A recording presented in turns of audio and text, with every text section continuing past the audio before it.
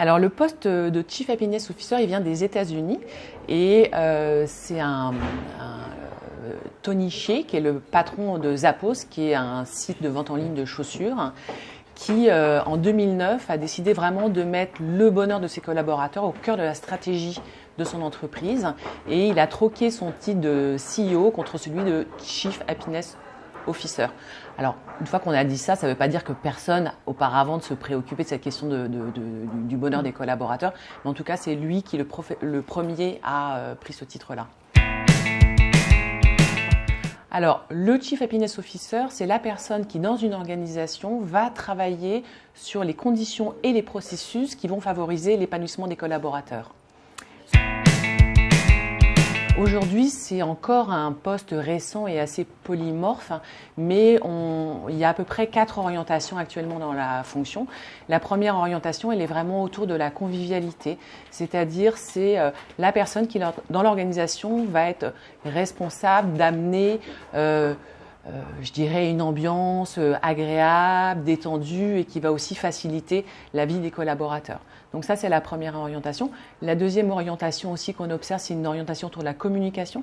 C'est une personne qui va faciliter la circulation de l'information au sein de l'organisation pour que les gens se sentent engagés sur les projets et qui voient bien à quoi ils contribuent, quelle est la mission de l'entreprise dans son ensemble.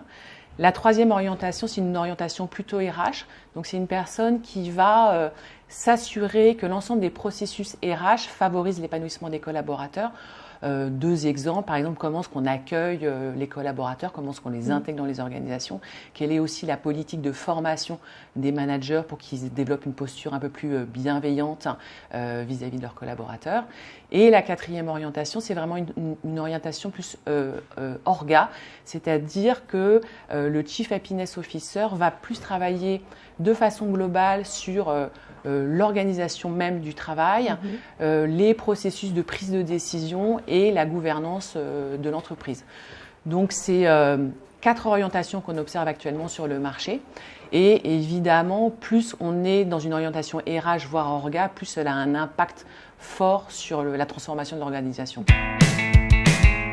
Pour moi, l'image qui incarne le Chief Happiness Officer, c'est Nicolas Hulot, dans le sens où c'est aujourd'hui le ministre de la Transition écologique.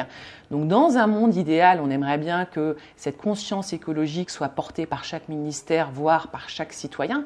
Mais comme ce n'est pas encore tout à fait le cas actuellement, c'est important que ce soit une personne emblématique qui porte cette question-là. Et ben pour moi, le Chief Happiness Officer, c'est un peu le Nicolas Hulot du bonheur au travail. Donc, c'est la personne qui va intégrer et incarner cette volonté de l'organisation de prendre ce chemin de l'entreprise heureuse.